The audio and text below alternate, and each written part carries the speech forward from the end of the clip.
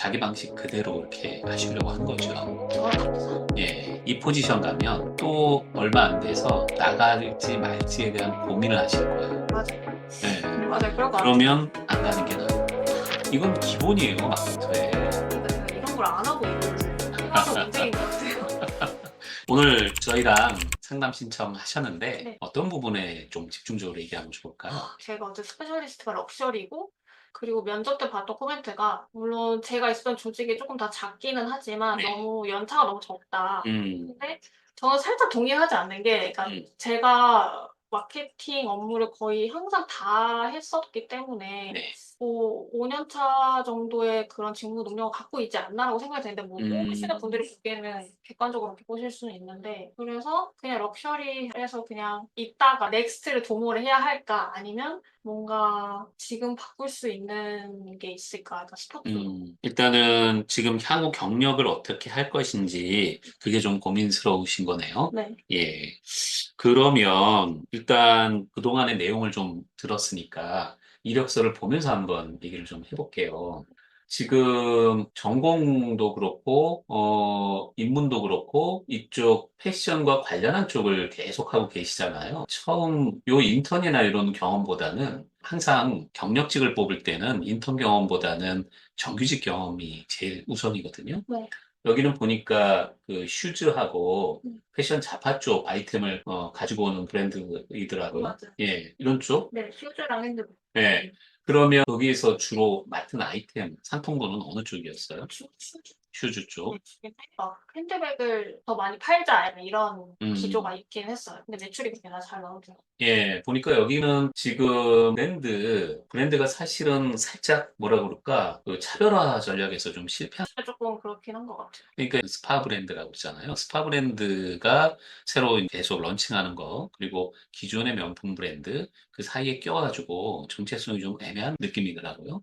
그래서 사실은 이 유통 구조도 백화점 중심이어서, 그러니까 이제 소구층이 누구느냐, 특히 이제 패션 잡화, 명품 브랜드의 경우에는 소구층이라 하면 마케팅의 대상이 누구냐, 상품군이 무엇이냐, 상품의 유통은 어느 쪽에 있느냐, 이거에 따라서 전문성을 나누거든요. 그러면 본인의 전문성은 어떤 쪽인 것 같으세요? 제가 주로 했던 거는, 그러니까 말씀하신 백화점 매장이 거의 다이다 보니까, 뭐 이커머스도 있었지만 매출이 그렇게 크진 않았고, 그리고 이제 백화점 매장에서 어떻게 매출을 올릴 수 있는지, 뭐 고객 행사, 아니면 신상품 행사, 이런 거를 많이 했었고, 근데 신세계백화점의 1층에 팝업 같은 것도 매년 네. 마케팅 팀에서 기획을 했어. 그런 거 기획을 했었죠. 네. 자, 그러면 로저 비비의 이쪽에 계실 때에는 어떠셨어요? 업무에 대한 만족도? 업무가 제가 이제 PR 인턴에서 바로 마케팅으로 이제 오퍼를 받아서 넘어갔을 때는 업무가 너무 재밌긴 했어요. 제가 처음 해보는 업무가 많았었고, 막 그런 팝업 하는 것도 재밌고, 막 백화점 영업이나 메이팀 이런 분들이랑 의사소통하는 것도 재밌고, 광고 대행사나 에이전시 분들이랑 서로 소통해서 막 광고를 이제 집행하는 것도 너무 재밌었는데, 저 브랜드는 1년에 딱 컬렉션 두 번, 모든 브랜드가 그렇지만 1년에 컬렉션 두 번 런칭을 해요. 그러면은 그냥 정해져 있어요. 제가 하는 일이. 뭐, 런칭 기간에 백화점, 뭐, 매장 내 행사하고, 고객 행사하고, 약간 이런 게 너무 루틴한 업무가 너무 많다 음, 보니까, 제가 그것을 조금 이제, 여기서 성장이 더 안 될 것 같은데? 라고 생각해서 이제 그런 직진출 회사로 가고 싶다라는 생각이 좀 음. 있지. 그럼 여기서는 어떻게 보면 업무적인 성장을 위해서 이직을 생각하신 거네. 그렇고, 여기에서는 그러면, 본인의 성과라고 얘기할 수 있는 부분은 어떤 게 있으세요? 약간 아무래도 그런 좀 디지털 광고 이쪽이 되게 이해도가 뭐 프랑스 본사도 그렇고 그런 마케팅 매니저도 그렇고 좀 그런 거에 우선순위가 없으셨던 분들이 많았어요. 그러니까 음, 디지털 광고를 그렇게 많이 비중을 두지 않았었는데 제가 좀 주장을 해서 음, 디지털 뭐 네이버 브랜드 광고나 네이버 디스플레이 광고나 이런 건 좀 꾸준히 해야 한다. 그렇게 해서 디지털 광고 같은 걸 제가 좀 많이 유도해서 했던 것 같아요. 네. 여긴 프랑스 회사죠. 네. 일하는 방식은 어땠나요? 방식 미국 회사 경험하셨던가요? 미국에서 경험한 적 없어요. 유럽 쪽만 네, 네, 경험하셨잖아요. 네. 저기 좀 주먹구구식이에요. 맞아요. 네, 프랑스가 네. 보통 프랑스 회사랑 미국 회사랑 많이 대비하는데 음, 미국은 철저히 분석과 논리 근거의 음, 성과 중심이에요. 그러니까 조직 구조도 좀 차갑고 대화도 그 냉랭해요. 음, 근데 이제 프랑스 회사는 반대로 정적이고 사람 관계 중심이고 그리고 일하는 방식도 뭐 이렇게 우리가 해보자라고 으쌰으쌰 하면 다 같이 해보려고 하는. 예. 근데 대신 합리성은 떨어지죠. 맞아. KPI를 꼭 달성하자, 분석하자 예. 이런 분위기는 아니었어. 예. 그리고 관계 면에서 이제 상사나 동료 간의 관계가 안 좋으면 또 불이익을 당하는 경우도 있고.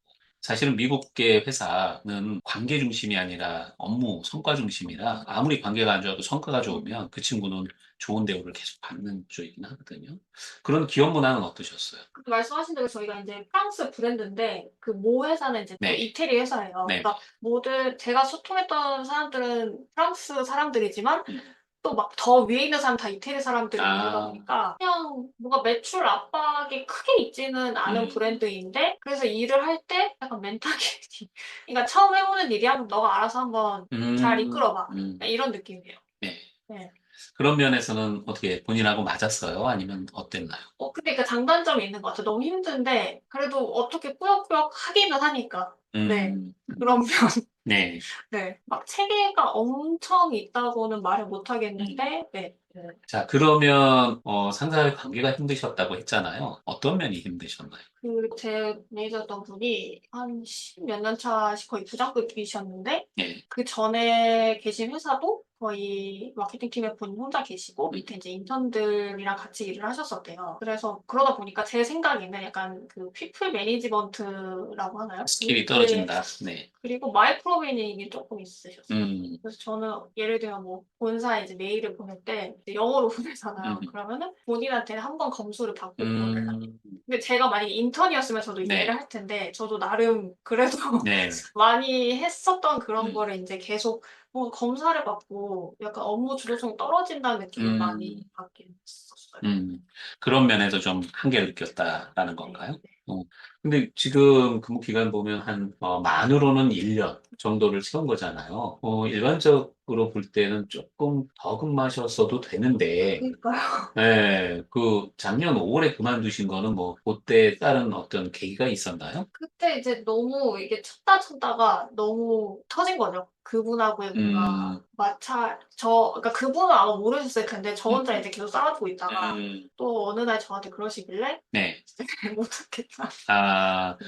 그러니까 본사 리포트 할 때 경영에서 검증 받고 보내라 그런 측면이요. 그런 것도 있고, 저한테 되게, 그냥 해도 될 말이 되게 짜증을 많이 내죠. 음, 그러니까 뭔가 제가 감정 받은 느낌이 많이 아, 있었고, 그분이 어떻게 연배나 성별은 어떻게? 여성분이셨고, 한 예. 40대 초중반? 음, 그럼 계속 실무 중심의 일만 하셨던 분인데, 맞아. 이제 그 밑에 직원이 어떤 거를 할 때 본인 기준으로 볼 때는 계속 불만인 요소가 생겼다. 그쵸. 예. 왜냐면 약간 일에 거의 모든 삶이 일이셨던 분이라 11시까지 하시고 어, 그러니까. 근데 저한테도 약간 그걸 바라시는 게 되게 아, 느껴져요. 네. 그래서 저는 그게 맞추기가 너무 힘들더라고요. 그렇죠.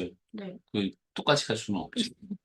그걸 어떻게 좀 대화로 풀어보려고. 제가 후회되는 게 그거를 네. 저는 이제 무조건 저 때는 그냥 네. 아랫사람을 무조건 맞춰야 된다라는 생각이 음, 있었어 말을 안 했어요. 근데 지금 생각해보니까 이걸 좀 대화로 충분히 풀 수 네. 있었을 텐데. 왜냐면 그분도 좀 전에 얘기를 근거로 해보면 매니저 경험이 없으신 분이세요. 그래서 내가 일하는 방식대로 밑에 사람도 일해야 되는 거 아닌가? 라고 생각하실 수 있고, 또 그런 분들의 특징이 예를 들어 이제 어느 조직에서 위에 분이 어떻게 일하느냐 모습을 보고 그걸 따라서 나도 리더로서 이렇게 일을 하는 방식을 배우는 건데, 맞아요.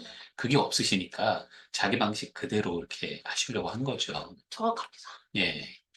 혹시 재입사 가능성이나 의지, 그거는 이제 현실적으로. 네, 아마 저 욕하셨을 거예요. 음, 약간 민내 도끼에 발등 찍혔다고 생각할 수도 있어. 열심히 같이 일했는데 어느 네. 날 쑥 빠지니, 예.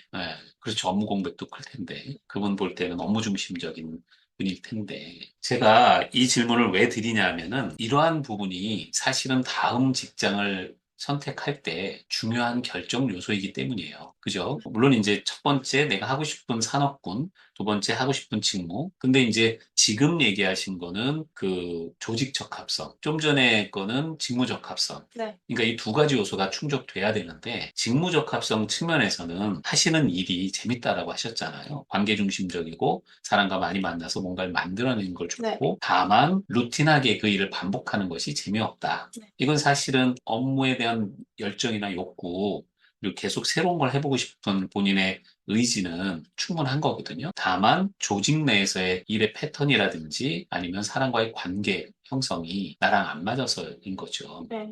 어떻게 보면 사실은 두 번째, 최근 직장은 사람을 잘못 만나서 음, 고생을 한 케이스라 할 수 있죠. 지금까지는 지원하려는 나의 입장에서 본 거고, 반대로 뽑을 분의 입장에서 한번 볼게요. 실제로 정규직으로 일을 하실 때 본인이 해왔던 업무의 전문성, 어떤 면의 전문성, 어, 예, 어, 다른 말로 하면 어떤 쪽으로 본인은 경력을 만들고 싶으세요? 저는 사실 약간 디지털 마케팅에 조금 욕심이 있어서 음, 그런 디지털 광고나 약간 뭐 데이터 분석 이런 것을 하면서 동시에 오프라인 이벤트도 같이 할 수 있는. 요새는 온오프가 워낙에 연계되어 있는 마케팅 활동을 많이 하다 보니까 자, 그러면 요거를 전제로 했을 때 이런 걸 다 실현할 수 있는 곳, 그리고 이걸 실현할 수 있는 나의 업무적 경험이나 역량, 요거 두 가지를 다 점검해야 하거든요. 우선 그 디지털 마케팅 관련해서 본인의 업무적 경험이나 역량 어떤 면이 있으세요? 막 광고를 이제 광고를 배너 광고 이런 거를 집행을 했었는데 근데 이거 제가 면접할 때도 그분이 코멘트 하시긴 한 건데 그 대신 KPI를 정확히 측정하진 않았었어요. 할 때. 어, 그러니까 뭐 예를 들면 뭐 유입률을 몇 퍼센트 올려라. 아, 뭐 분석 툴을 네. 써본 경험이 없으시구나. 그러니까 리뷰는 예, 하는데 예, 이거를 어떻게 최적화를 해서 막 이런 게 제가 깊이 고민해 본 적은 사실 없어요. 그렇게 안 해도 일이 돌아갔고 그래서 그게 조금 아쉽고 네. 오프라인 마케팅 이벤트는 이것도 사실 뭐 그러니까 그런 이벤트 에이전시랑 같이 협업해서 하는 거니까 뭐 이런 거는 너무 많이 해봤어 사실. 자, 요런 측면이 이력서에 반영이 돼야 돼요. 음, 제가 요거를 같이 보려고 하는 이유가 요것만으로는 지금 얘기하셨던 그 특징이 잘 파악이 안 돼요. 음, 그래서 아마도 면접하는 과정에서 이 뎁스를 깊게 해가지고 이 부분에 대해서 어느 정도 업무를 해봤나, 통계 분석 툴을 써봤나, 통계 분석을 낸 수치는 어떤 면에서 그 중요한 수치를 뽑아봤나, 그걸 기반으로 다음 마케팅 행위는 어떻게 기획했나, 뭐 이런 식의 질문들을 하셨을 거예요. 음, 근데 거기에 대해서 이제 경험치가 어느 정도 각 회사별로 볼 때 높지 않다라고 하면 고민을 하시는 거죠. 네. 네. 그리고 오프라인 마케팅도 사실은 여기서는 이렇게 했다만 얘기를 했잖아요. 네. 경력직에게 고객과 기자 초청해서 제품 런칭 30주년 기념 플래그십 요 마케팅을 했다. 네. 경험이 중요한 게 아니에요. 성과가 중요해요. 왜냐하면 자, 지금 도전했던 회사들을 볼게요. 최근에 여자분들의 선호도 엄청 높죠. 그럴 수밖에 없는 게 이 브랜드가 지금 글로벌로도 인기이고 한국에도 인기 있어요. 이 요가복도 그렇고 여기서 나온 각종 용품들이 핫하기 때문에 굉장히 그 음, 지원자도 많은 편이고 네. 뽑을 분 입장에서는 다양한 분 중에 최적의 분을 뽑는 거예요. 그러니까 내가 보는 관점과 회사에서 보는 관점은 또 다른 거죠. 네. 또 아식스. 아식스는 그동안 묻혀졌던 브랜드잖아요. 최근에 뜨고 있어요. 왜 그럴까요? 트렌드에 잘 맞물려진. 이 회사 준비하시면서 좀 이렇게 분석하거나, 네. 근데 제가 지원했던 팀은 네, 그런 기능 스포츠화가 아니었고 같이 협업했던 그런 네. 팀이었는데 그러니까 어떤 얘기를 하고 싶으냐면은 제가 아식스가 한동안 잊혀졌던 브랜드예요. 한국에서는 스포츠 의류 용품이든 운동화든. 근데 최근에 몇 년 사이 급부상했거든요. 그 이유가 한국의 달리기가 유행을 하면서예요. 왜냐하면 운동하는 사람들, 특히 런을 하는 분들은 신발을 뭘 신느냐가 중요하거든요. 발의 형태가 내향형, 내전형, 외전형, 음, 그리고 뭐 평발이냐, 칼발이냐, 뭐 이런 발의 형태에 따라 각각 선호하는 신발들이 달라요. 네. 그리고 장거리, 단거리, 그리고 초보, 중급, 상급, 음, 영역별로 굉장히 다양하거든요. 근데 아식스는 보통 아디다스나 리복, 뭐 그 리바이스 같은 서구 브랜드는 우리 조평하고 잘 안 맞아요. 아, 예, 우리나라의 발은 약간 넓은 형태고 서양인들은 칼발 형태거든요. 그래서 신으면 불편한데 아식스는 발걸이 좀, 넓고 발이 편해서 동양인에게 딱 맞아요. 그래서 운동을 좀 좋아하면 그런 전문 지식이 쌓이면 이 아식스 신발 같은 경우는 굉장히 인기가 좋아요. 네. 그래서 오픈런 할 정도로 네. 인기가 높아졌는데, 그러면서 이 회사는 향후 그런 인기를 기반으로 해서 발돋움하려는 회사잖아요. 일본 회사고. 네. 아마 경쟁은 치열하진 않을 수 있지만 인터뷰 하시면서 그분들이 판단할 때는 업무적 측면보다는 조직 문화 측면에서, 그러니까 조직 적합성 측면에서 우리랑 안 맞을 수 있겠다라는 우려를 하셨을 거예요. 이제 계속 좀 적나라하게 얘기 드릴게요. 네네네. 첫 번째는 이직이에요. 일본 브랜드는 여전히 한 직장에 오래 충성한 음. 장기 근무자를 선호해요. 음.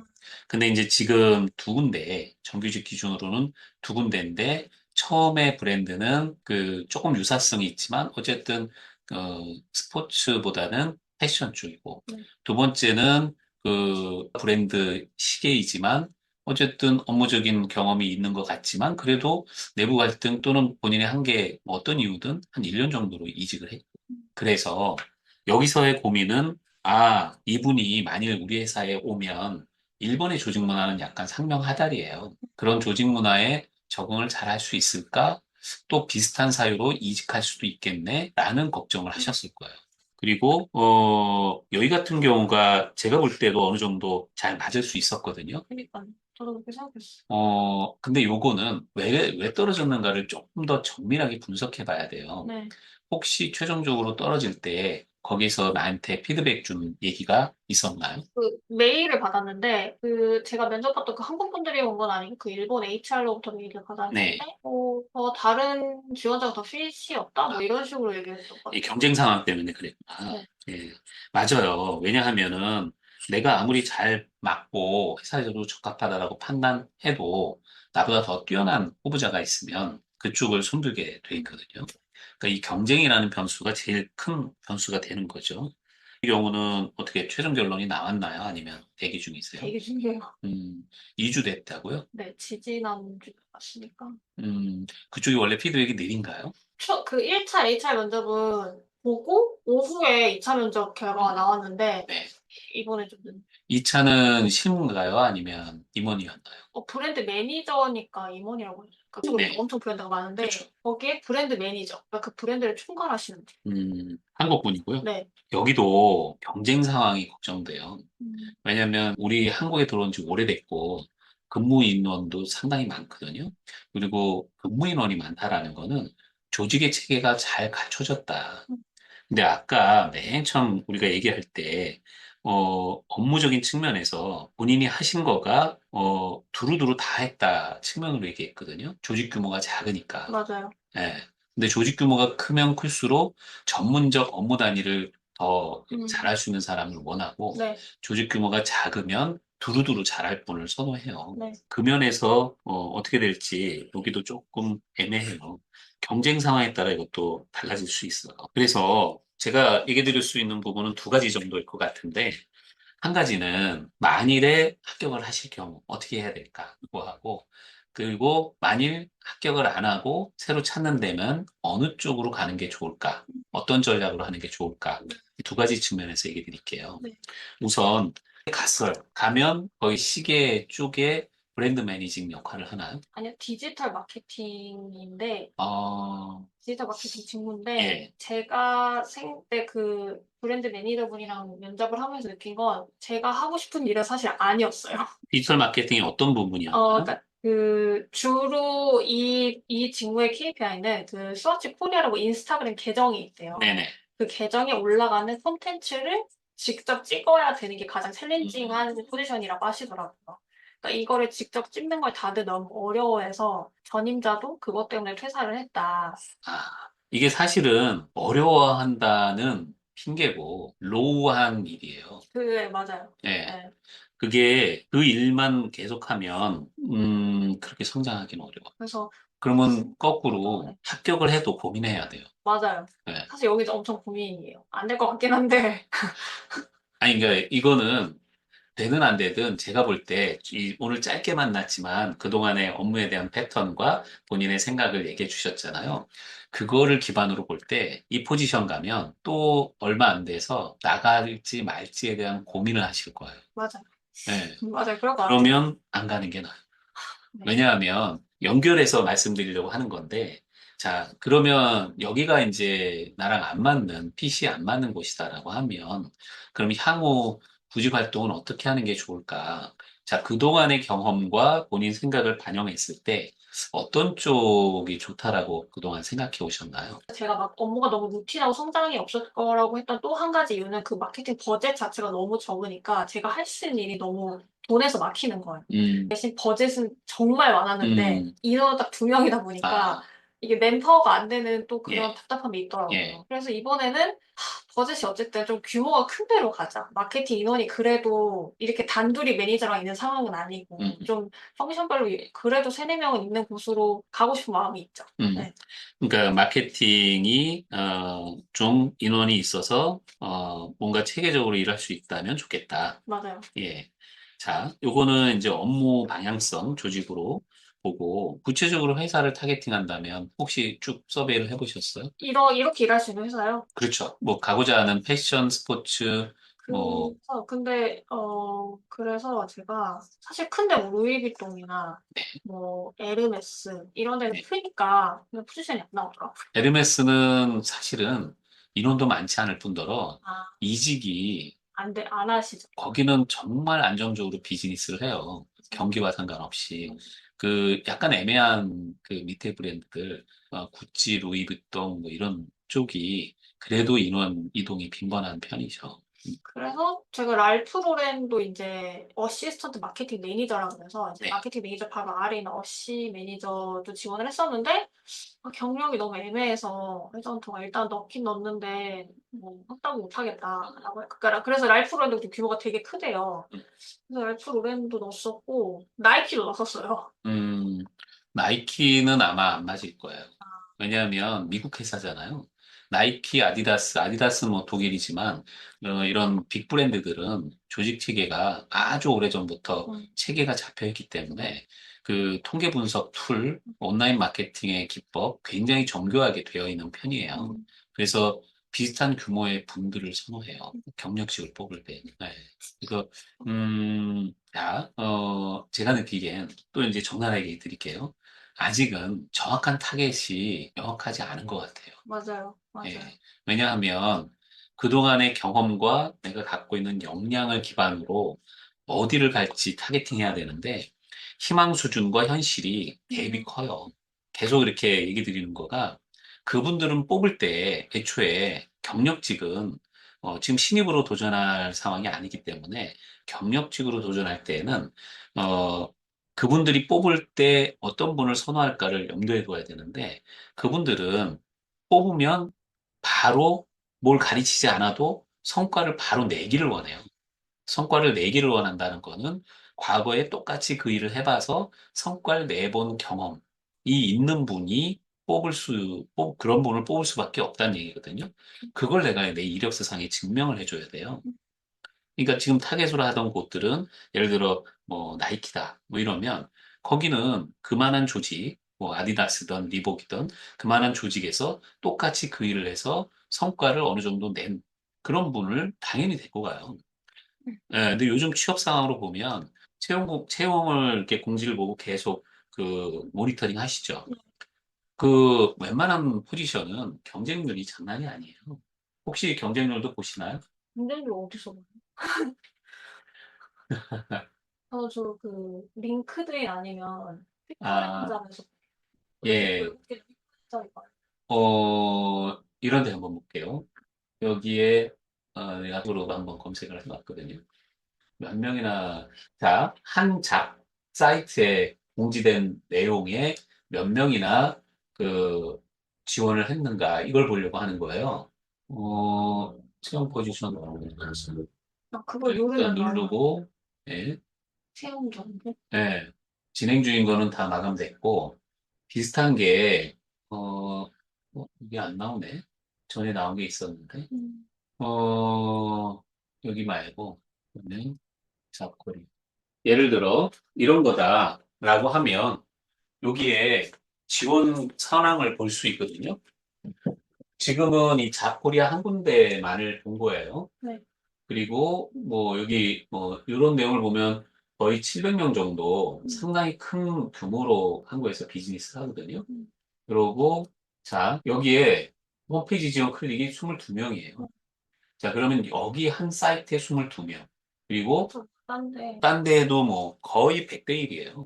일반적인 공지로 보면. 또 이런 것도 서치범 통해서도 추천을 받거든요.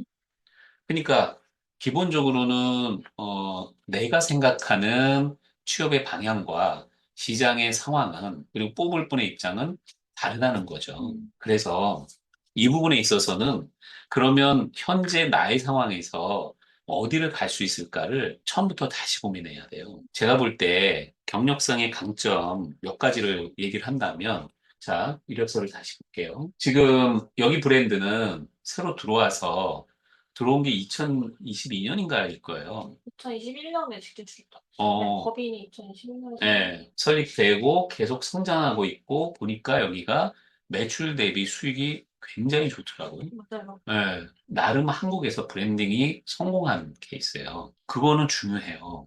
그 성공의 주역으로 내가 일을 했다는 얘기거든요. 마케터로서 그만큼 열심히 일을 했기 때문에 그만큼 효과를 냈다라는 거거든요. 그런 면에서는 그런 성과를 여기다 기재하셔야 돼요. 아, 어떤 식으로 기재했어요? 마케터를 뽑을 때에는 무엇을 했고 그 했던 것의 나의 성과는 전년 대비 몇 프로 매출 신장의 기여 또는 내가 했던 프로모션 이벤트의 예년 대비 몇 명의 회원 수 증가 또는 클릭 수 증가 또는 매출과 연계된 어떠한 액션 증가 뭐 이런 식으로 디테일한 성과를 지표로 이렇게 보여줄 수 있어야 해요. 근데 지표가 없어요. 없다 하더라도 그러니까 만드셔야 만들어야 돼요. 돼. 아, 예를 들어, 그러니까 뭐 예를 로컬라이즈 콘텐츠 제작 기획 및 광고 집행을 네. 했다. 그러면 콘텐츠 제작 기획을 몇 회 했고, 광고 아, 집행은 몇 회를 했고, 그중에 어떤 광고는 어떤 효과를 불러일으켰고, 그래서 그때 했던 광고 이후 매출의 변화는 예년 대비 몇 프로 상승했고, 이런 내용들을 기재하셔야 돼요. 없으면 만들어서. 아니요, 만드는 게 아니라, 이거, 자, 이런 내용은 제목이에요. 그죠? 그쵸, 내가 어떤 걸 제목이죠. 했다. 네. 그거에 상세 뎁스를 한 두 뎁스 깊게 해가지고, 상세 내역을 적는 기법이 필요하다는 거죠. 예. 만약에 저 기술 밑에 하나 더 해가지고, 뭐, 그렇게 해서 어떤 결과 이렇게 당연히 나왔다라는. 그렇게 해야 돼요. 예. 두 줄 정도가 아니라, 기법이 있어요. 스타 방식. 아, 알아요. 스타벅스 예. 아는데. 그걸로 쓰세요. 아, 근데 저는 그거는 경력 기술서에서만 써야 되는 방식인 줄 알았어요. 아니, 이력서에는, 경력직 이력서는 경력 연차에 상관없이 꼼꼼한 그 내용이 필요해요. 그래야, 아, 이분이 해봤다가 아니라 잘했구나를 네, 보여줄 수 있거든요. 예를 들어, 그 면접이나 경력 기술서에도 똑같은데, 네, 어떤 거 해보셨어요? 제가, 로컬라이즈 컨텐츠 제작 기획이나 광고 집행을 했어요. 라고 단순히 얘기하는 게 아니라, 네. 컨텐츠 제작 기획 몇 회 했고, 그 속에 광고 집행 몇 번을 했고, 그 예산은 어느 정도의 범위였고, 그것이 몇 회, 뭐, 예를 들어 온라인 광고라 하면, 네. 온라인에서 몇 회 클릭이 됐고, 그걸 통해서 회원 유입이 몇 명 됐습니다. 이걸 줄줄줄줄 얘기할 수 있어야 해요. 근데 저는 이렇게 물어보였어요. 그렇게 당연히 해서 그렇게 묻죠, 미국 회사니까. 예상까지. 예. 이걸 준비를 안 해갔어요. 준비의 문제가 아니라, 이건 기본이에요, 마케터에. 그러니까 제가 이런 걸 안 하고 일을 해와서 문제인 것 같아요. 그래서, 타겟을 잘 설정하셔야 되는데, 예를 들어, 네. 만일 만나기 전에 저랑 이런 식으로 예를 들어 컨설팅을 받으셨다면 그냥 합격률이 높아질 수도 있어요. 그러니까요. 근데 더 중요하게는 어떤 회사를 타겟팅할 것인가 측면도 필요하거든요. 네. 또 적나라하게 얘기 드릴게요. 본인도 알고 계시니까. 자, 지금 이제 회사를 나온 지 정규직에서 나온 지 한 1년 네. 되셨죠? 네. 점점 시간이 지날수록 본인에게 불리해요. 그러니까요. 그죠? 네. 그러면 현 단계에서는 아무 데나 가자가 아니라 내가 갈 수 있는 곳을 현실화해서 가자로 인식 전환을 하셔야 돼요. 예를 들어 가장 효과적인 거는 코리아처럼 새로 한국에 진출한 지 얼마 안 되는 그러니까요. 명품 브랜드 중에서도 시계. 시계로요? 또? 아니, 또가 아니라 이게 현실적인 거예요. 여기서 성공을 했기 때문에 그 브랜드에서는 분명 좋아해요. 네, 없어요, 이제. 그러니까 만일 그게 없다면 네. 우회 전략으로 시계가 아니어도 명품 중에서 럭셔리 브랜드 중에서 뭐 패션 잡화든 활용할 수 있는 작은 규모 그것도 음, 한국에 들어온 지 얼마 안 됐거나 들어오려고 런칭 준비하는 그 정도 규모에 가서 일을 하셔야 해요. 그러니까 그래서 제가 이제 온라인을 너무 가고 싶었는데, 아니 온라인으로 가는 거는 아니, 그다음 온러닝, 원코리아. 예, 예, 예. 여기는 런칭하는 곳이니까 안 되는데, 어떡해. 경쟁 상황이라니까요, 늘. 예. 그래서, 자, 이직에 필요한 중요 요소. 첫 번째는 네. 타겟팅을 나의 현실에 맞게 잘해야 한다는 거. 네. 그죠?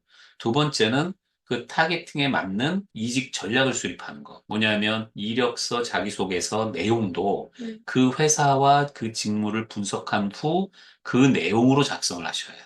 저 항상 그렇게 했는데, 요거 내용으로는 제가 볼 때는 너무 피상적인데요. 네, 근데 할 때는 이거랑 좀 다르게 넣긴 했었어요. 이건 그냥 음. 조금 제너럴하게 네. 보내. 그리고 아까 얘기드린 대로 이런 형태의 제목 기술이 아니라 음, 구체적으로 거기에 적합한 그 직무 기술서를 보면 이 직무가 어떤 직무가 메인 업무이고 서브 음, 업무는 뭐고 이걸 볼 수 있거든요. 음, 그것도 일종의 스킬이 필요한데 그거를 본 후 그거에 맞게 그의 적정한 내용을 배치해 줘야 돼요. 내가 한 일이 A부터 Z까지이고 그중에 나는 Z가 제일 내가 생각할 땐 중요하다라고 생각해서 그걸 앞에 놓는 것이 아니라 네. 그 A부터 Z 중에 그 회사에서 원하는 A, B, C를 먼저 배치해야 한다는 거죠. 예, 그거. 그리고 타겟팅한 회사에 그렇게 맞춤형으로 한 후에는 뭐 예를 들어 면접을 가게 되면 면접도 미리 준비를 해야 해요. 예, 그게 이제 맞춤형으로 준비를 해야 하는 건데 지금 단계에서는 사실은 내 가진 경험과 나의 역량, 그리고 나의 업무적인 패턴, 그리고 나에게 적합한 조직 문화, 요걸 먼저 점검한 후에 그에 부합하는 회사를 다시 찾으셔야 해요. 네. 네. 그냥, 이 회사, 그러니까 이 회사 크고 좋으니까 여기 한번 해볼까? 그러면 안 사실은 되죠. 다 이제 지금까지 경험이 사실은 그거의 누적이니까 네. 이런 것들을 반복하면 또 똑같은 결과가 나오는 거예요. 그래서 그 다음 버전이 더 중요합니다. 일단 정해서 어느 곳에 도전을 해서 입사를 하시면 제가 볼 때는 잘 준비하시면 6개월 내에 입사하실 거예요. 여기서 더 6개월이요? 아니, 그러니까 잘 준비하면. 왜냐하면 지금 5월이잖아요. 네. 좀 있으면 6월. 그러니까요. 6월, 7월, 8월은 비수기예요. 그러니까 6개월 봐야죠. 제가 4월, 5월 안에 하고 싶은, 이때가 이직을 많이 하잖아요. 그렇죠. 근데 올해는 뭐 12.3 사태도 있고 해서 네. 너무 정치가 혼란스러워가지고 정치뿐만 아니라 한국의 모든 상황이 혼란스러워서 기업이 굉장히 보수적으로 뽑은 때였어요. 네. 자, 근데 위기는 기회라고 이 인원을 이렇게 최소한으로 뽑았어요. 상반기에. 근데 지금 6월 대선이 끝나면 그다음부터는 안정화 단계로 넘어갈 거잖아요. 음, 그러면 여름 휴가철을 지나고 가을 취업철에는 급격하게 올라올 수 있어요. 음, 특히 한국의 경우는 지금 뭐 나름 한류의 중심의 K 패션이라든지 여러 가지 그 명품과 관련된 비즈니스들이 계속 성장하고 있는 때라 기회가 올 수 있어요. 음. 근데 타겟팅을 잘해야 공략이 가능하죠. 그러니까 힘을 분산하는 게 아니라 선택과 집중을 잘 해야 아마도 하반기에 또 오픈할 수도 있고, 아식스가 또 오픈할 수도 있고, 또 오픈할 수도 있어요. 근데 한 번 떨어졌으면 이제 안 뽑지 않을까요? 안 되죠. 그러니까요. 근데 포지션을 달리게 하면 가능할 수도 있어요. 근데 이런 유사 브랜드들이 뭐 새롭게 포지션을 오픈하면 그런 데는 도전해 볼 만하니 어떻게 공략하는 게 좋을지를 조금 더 심도 있게 준비할 필요는 있죠. 근데 말씀하신 대로 이제 직 진출한 지 얼마 안 된 규모가 작은 데를 가야 된다는 거잖아요. 지금, 그 다음 버전을 얘기 드릴게요. 자, 그러면 지금 경력상 본인의 약점은 두 군데 회사를 경험했지만 두 군데 다 경험이 짧거든요. 영업, 마케팅, 이런 직접 실무와 연관된 일을 하시는 분들은 특히 패션이나 이런 그 럭셔리 브랜드는 한 회사에 최소한 봄, 여름, 가을, 겨울 이 트렌드에 대한 변화를 3번 정도를 경험해 보셔야 돼요. 음, 한 회사에서. 음, 왜냐? 예를 들어, 뭐 시계는 계절의 그 변동성이 다른 거에 비해 극히 적지만 예를 들어 신발 아니면 의류 민감도가 굉장히 높잖아요. 유행도 빠르고 그거에 대해서 내가 경험을 충분히 하려면 최소한 한 브랜드에 3년 정도는 있어야 이 회사의 이 제품군은 이러한 트렌드로 사계절이 변화가 있구나. 예. 그 정도를 경험해야 다른 데에 가더라도 이 정도의 경험을 했고 그 속에서 이런 성과가 있으니까 뛰어난 분이네 이런 평가를 받을 수 있어요. 다른 말로 지금 이직하는 회사에서 최소한 2년, 3년은 계셔야 된다. 저도 그렇게 생각해요. 예. 근데 갈 수가, 갈 수가 있을지. 그거는 어떻게 준비하느냐에 따라 달라질 수 있어요. 근데 대표님이 보시기에 저 같은 케이스는 별로 없죠. 많아요. 그래요? 엄청 많습니다. 요즘 이것도 또 적나라하게 얘기 드릴게요. 요즘 이제 20대에서 30대 되는 그 직장 경험이 5년 미만인 분들의 근속 연수가 예전에 비해 훨씬 짧아지고 있어요. 근데 여기서 메커니즘이 이직할 분과 뽑을 분의 그 시각 차이가 존재해요. 뽑을 분 입장에서는 극단적으로 나뉘어요. 예를 들어 기술 기반의 일들 있죠. 여기는 선진화된 기술을 갖고 있는 사람이라면 근속 연수에 상관없이 뽑아요. 왜? 우리가 필요한 부분만 충족하면 그 이후에는 나가든 안 나가든 뭐 그 업계 룰이 그렇다면 어쩔 수 없지. 그러니까 그런 면에서 이직에 대한 음, 관용성이 있어요. 음, 근데 아까도 얘기 드렸지만 이 브랜드 매니저, 영업 이런 쪽은 이직을 자주 하는 분을 선호하지 않아요. 왜냐? 예를 들어, 마케팅도 보통 1년 단위의 마케팅 플랜을 짜잖아요. 근데 1년도 안 돼서 나가버리면 본인이 세운 플랜도 다 진행 안 한 거잖아요. 음, 그럼 그 누군가 다음 분이 오면 그냥 설거지 하듯이 그 일을 하다가 그 다음에 내가 짠 거를 할 테니까 음, 어떻게 보면 그 다시 뽑을 때에도 그 허들이 생기는 거죠. 그래서 마케팅 영업, 그리고 또 영업도 더 크죠. 영업은 연단위 계획 수립해서 영업 목표 대비 그 어느 정도 성과를 달성했는가를 분할해서 분기별로 체크를 하는데 영업 쫙 올리다가 잘하는 직원이 어느 날 갑자기 뚝 그만둬 버려요. 그러면 그 영업 계획 세웠던 영업 총괄 임원이든 팀장은 윗분에게 얘기할 근거가 없는 거예요. 그죠? 그래서 그런 경험을 한 관리자들은 보통 30대 후반, 40대 이렇잖아요. 이분들은 지금 분들의 그런 자진 이직을 이해하기는 하지만 내가 뽑는 사람은 그러지 않은 사람으로 뽑아야지 음. 라는 기본적인 의식이 있어요. 네. 네, 그게 중요한 거예요. 네, 그래서 제가 요즘 이력서를 보면 젊은 분들이 뭐 내가 능력이 있으니까 여기 좀 일하다가 딴 데 가면 있겠지라고 생각하고 그만뒀는데 막상 갈 곳이 마땅치 않아서 음, 이렇게 구직에 오랜 시간이 걸리는 그런 케이스들을 봐요. 근데 여기서 더 나쁜 거는 그러다가 불안해지잖아요. 그럼 아무 데나 가야지. 이것도 뭐 뽑아주는데 그냥 여기저기 다 넣었다가 아무 데를 가요. 근데 거기서도 본인이 안 맞는 거라 네. 오래 못 있고 또 나올 수도 있어요. 그쵸. 그럼 경력이 망가지는 거예요. 음, 그럼 더 이상 갈 곳이 없게 되는. 네. 그니까요. 그게 제가 이제 아까 맨 처음에 본인의 선호하는 업무 스타일이 어떤지를 어떤 면에 업무 만족을 하느냐고 물어봤잖아요. 이게 뚜렷한 분이 있고 흐릿한 분이 있어요. 뚜렷한 분일수록 그 민감도가 높아요. 그래서 애초에 타겟팅 할 때 그 자신에게 맞는 아까 사람과의 관계에서 뭘 만들면서 재미를 느낀다. 그리고 새로운 일을 하면서 재미를 느낀다. 그런 분은 그런 성향에 맞는 조직으로 가야 해요. 음, 예. 네. 다만 상사와의 관계도 내가 하는 일을 자유롭게 하도록 책임과 권한을 이양해주는 맞아요. 그런 조직으로 가야 해요. 예.